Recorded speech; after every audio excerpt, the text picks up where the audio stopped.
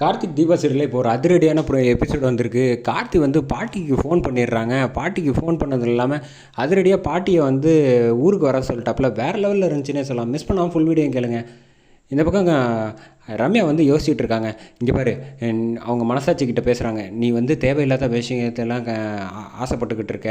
நீ தானே முதல்ல என்னை வந்து எல்லாம் சரியாக போகும் அப்படின்னு. ஆனால் கார்த்தி வந்து தீபாவை தானே விரும்புகிறான். அதனால் நீ வந்து கல்யாணம் பண்ணிக்கிறது வந்து கொஞ்சம் கஷ்டம்தான் அப்படின்னோடனே, ஓ அப்படியா விஷயம், நீ வேணால் ஆசைப்படலாம், கார்த்தி ஆசைப்பட மாட்டான்ல. தீபா இருந்தால் தானே பிரச்சனை. தீபாவே இல்லைன்னா கார்த்தி வந்து என்ன தானே கல்யாணம் பண்ணி ஆகணும். அதுக்கு உண்டான வேலையை நான் பார்த்துட்றேன் அப்படின்னு. என்ன இப்படி முடிவு பண்ணிட்டேன் அப்படின்னோடனே, பின்ன நம்ம நல்லா இருக்கணும்னா என்ன வேணாலும் பண்ணலாம், யாரை வேணாலும் எது வேணாலும் செய்யலாம், அது ஒன்றும் தப்பு கிடையாது அப்படின்னு சொல்லிடுறாங்க மனசாட்சி.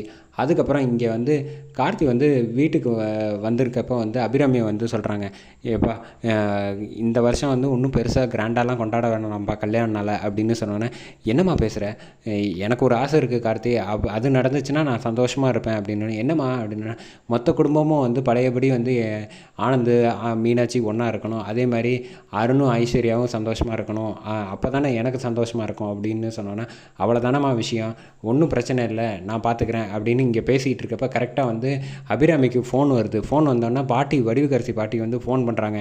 என்னம்மா எப்படி இருக்க, ஊர்லலாம் என்ன நிலவரம் அப்படின்னு கேட்டோன்னே, எல்லாம் நல்லா இருக்கேன் அப்படின்னோடனே, உனக்கு 2 நாளில் கல்யாண நாள் வருது இல்லை, ஆமாம் ஞாபகம் வச்சுருக்கீங்களா, எப்படி நான் மறப்பேன், உன் கல்யாண நாள் அன்றைக்கி நான் வந்து கிளம்பி வரேன், ஊருக்கு வந்துட்டு எல்லாருக்கும் வந்து எப்படி என்னென்ன விஷயம் பண்ணணுமோ அது எல்லாத்தையும் சிறப்பாக பண்ணுவேன்.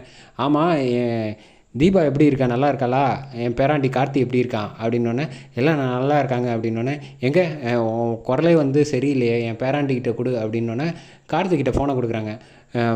என்னப்பா பாட்டி வரலான்னு ஊருக்கு இருக்கேன், வரலாம்ல அப்படின்னு சொன்னோன்னே, தாராளமாக வரலாம் பாட்டி, ஒன்றும் பிரச்சனை இல்லை, நீங்கள் வாங்க, உங்களை நல்லபடியாக நான் வந்து கவனிக்கிறேன், எப்போ வரணும்னு சொல்லுங்கள், உங்களை வந்து ஸ்டேஷன்லேருந்து வரவேற்றுக்கிறேன் அப்படின்னு சொன்னோன்னா, இதுதான் என் பேராண்டி, ஃபோனை அம்மா கிட்ட கொடு அப்படின்னோடனே, பார்த்தியா உடனே நான் வரேன்னு சொன்னோன்னே நான் வந்து ரிசீவ் பண்ணிக்கிறேன்னு என் பேராண்டி சொல்கிறான், அதுக்கு தகுந்தாப்பில் புரிஞ்சுக்க, நான் 2 நாளில் கிளம்பி வரேன், எல்லோரும் வந்து ஒத்துமையாக இருக்கணும் சரியா அப்படின்னு சொல்லி ஃபோனை வச்சிடுறாங்க.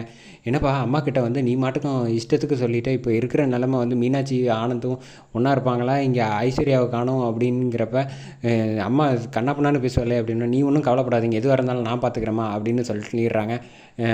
அருண் வந்து என்ன இப்படி சொல்லிட்டேன் அப்படின்னோடனே, கொஞ்சம் நேரம் பேசாமல் இரு அப்படிங்கிறப்ப ஆனந்த் வந்து கத்த ஆரம்பிச்சிடப்ப, நான் வந்து ரியாவை தான் அறிமுகப்படுத்துவேன் அப்படின்னு சொன்னோன்னே, அறிமுகப்படுத்தி தான் பாட்டிக்கிட்ட பாரு அப்படின்னு கார்த்தி வந்து சொன்னோன்னே, என்ன இவங்க ஓவராக பில்டப் பண்ணுறாங்கன்னு ரியா வந்து ஓரமாக யோசிச்சுக்கிட்டு இருக்காங்க.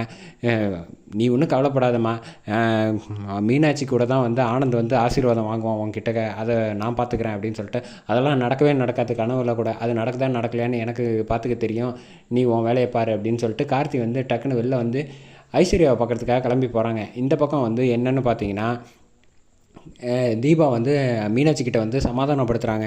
நீங்கள் ஒன்றும் கவலைப்படாதீங்க, பாட்டி வராங்க, பாட்டி வந்தாங்கன்னா நிச்சயமாக வந்து அருண் வந்து சரி, ஆனந்தும் சரி, 2 பேரும் வந்து ஒழுங்காக மன்னிச்சு 2 பேருமே வந்துடலாம் வீட்டுக்கு மருமகளா அப்படின்னு சொன்னப்போ, அவன் ரியாவெல்லாம் ஒரு ஆள் வந்து யோசிக்கவே வேணாம், அடித்து தட்டி விட்ருவாங்க, பாட்டி அடித்து துரத்திடுவாங்க, இதான் நல்ல சந்தர்ப்பம் அப்படின்னு சொல்கிறப்ப, இருந்தாலும் எனக்கு ஆனந்தை வந்து ஏற்றுக்கவே பிடிக்கல அப்படின்னு, அப்படிலாம் சொல்லிடாதீங்க, நிச்சயமாக நல்லது நடக்கணும்னா அதுக்கு நம்ம கொஞ்சம் பொறுமையாக இருக்கணும், ஆனந்துக்கிட்ட வந்து கூடிய சீக்கிரம் பாட்டி வந்தோடனே எல்லா உண்மையும் வந்து தெரிய வந்துடும், அதனால் நீங்கள் வந்து எதுவும் கவலைப்பட தேவையில்லை அப்படின்னு சொல்லிடுறாங்க. இந்த பக்கம் கார்த்தி வந்து ஐஸ்வர்யாவை பார்க்குறாங்க. பார்த்துட்டு அருணை அழைச்சிட்டு வந்துட்டு, ஏன்டா வீட்டுக்கெலாம் என்ன அழைச்சிட்டு வந்த அப்படின்னு சொன்னோன்னே, ஒரு நிமிஷம் பேசாமல் இரு அண்ணி, நீங்கள் வந்து பாட்டி வராங்க ஊர்லேருந்து, அதனால் நீங்கள் உங்களை வந்து இவனை மன்னிக்க சொல்லிட்டேன், நீங்களும் சந்தோஷமாக இருக்கணும், கஷ்டப்பட்ட வரைக்கும் போகிறோம் அப்படின்னோடனே, அப்பாடா கார்த்தியாவது நமக்கு மனசை வந்து சொல்கிறானே, சரி வாங்க போகலாம் அப்படின்னு சொல்லிட்டு கார்த்தி வந்து இந்த பக்கம் வீட்டுக்கு அழைச்சிட்டு வந்துடுறாங்க. நம்ம ஐஸ்வர்யாவை அழைச்சிட்டு வந்தோடனே வீட்டுக்கு வந்தோடனே, என்ன யோசிச்சுட்டு இருக்கீங்க வாங்க